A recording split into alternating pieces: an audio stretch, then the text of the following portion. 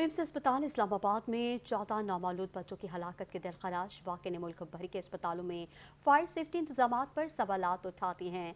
कराची के अब्बासी शहीद अस्पताल में भी फायर सेफ्टी और दाखिली और खारिजी रास्तों के हवाले से सूरत हाल तशवीशनाक नजर आती है। गुलफाम शेख से मज़ीद तफसीलात जानेंगे। गुलफाम बताइए। जी देखिए, बिल्कुल बिम्स अस्पताल इस्लामाबाद में दिल दहला देने वाला वाकया पेश आया जिसमें 14 नौमौलूद बच्चे खाली के हकीकी से जा मिले। इस वक्त मेरे साथ मौजूद है BMS डॉक्टर अली मिर्जा साहब। इनसे पूछते हैं, इनसे जानते हैं कि क्या मामला है। तो जैसे आपके इल्म में है कि अब्बासी जो है ना वो कराची का तीसरा बड़ा अस्पताल है, तो उसमें भी फायर फाइटिंग सिस्टम का होना लाजिम है। तो जहाँ तक हमारी इंतज़ामिया की कोशिश रही है, हमने तमाम वार्ड्स में तो नहीं तकरीबन 50% वार्ड्स के अंदर फायर एक्सटिंग्विशर्स लगवाए हुए हैं। और दूसरा फायर अलार्म सिस्टम भी जैसे देखिए सामने आपको नज़र आ रहा है, तो ये भी नस्ब किए हुए हैं हमने, मगर फिर भी इनकी फुकदान है।